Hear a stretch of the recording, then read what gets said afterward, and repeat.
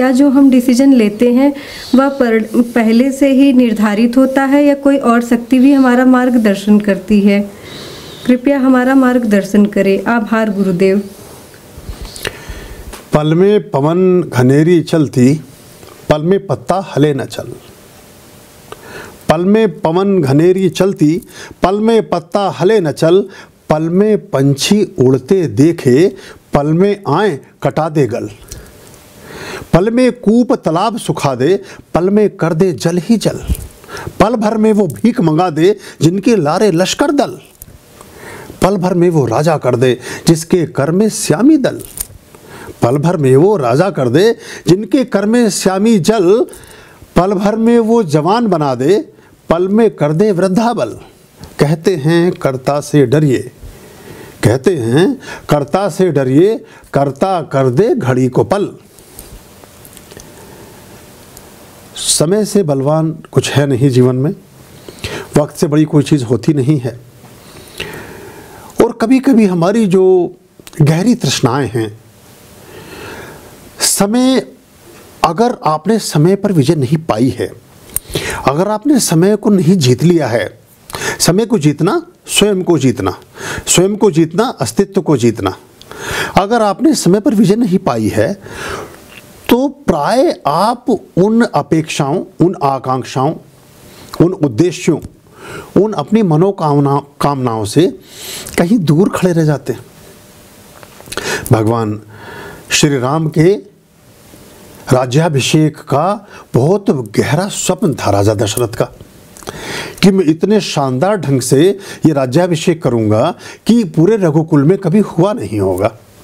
और लगभग उस समय 60 सम्राटों की सूची बनाई गई थी, जिनको न्योता भेजा जा रहा था राज्याभिषेक के लिए। चले गए वनवास।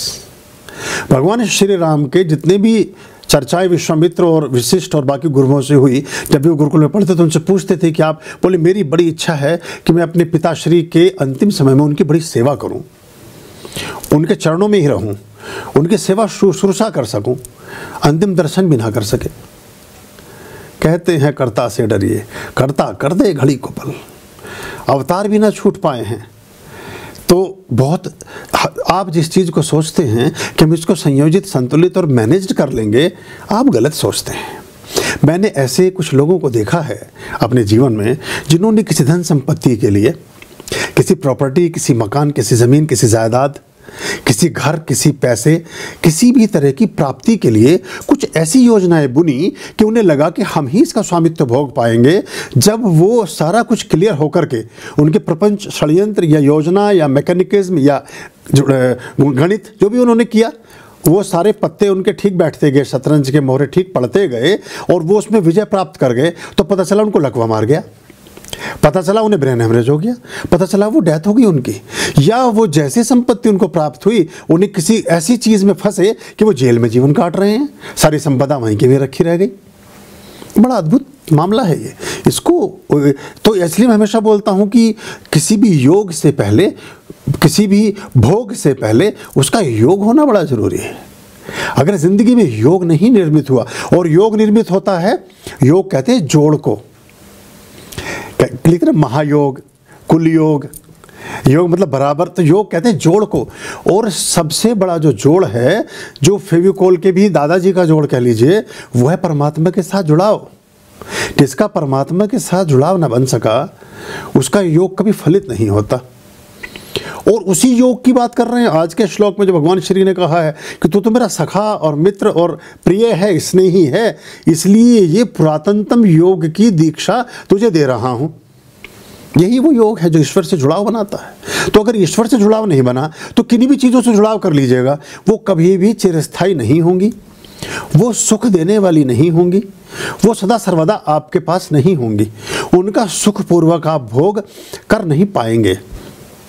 तो जो आपने पूछा कि क्या हमारी बुद्धिमत्ता, क्या हमारी शिक्षा, क्या हमारी चीज़ें, बहुत सारी बातें मैंने ऐसी देखी कि हम एक जाल बुनते हैं कि ऐसा ऐसा ऐसा करके हम ये चीज़ें ऐसा फिट कर लेंगे, लेकिन जब आपको लगता है तब तक वो चीज़ें आपके हाथ से छरित हो चुकी होती हैं, या उनका कोई औचित्य या अस्तित्व आपके जीवन में फिर रह नहीं जाता।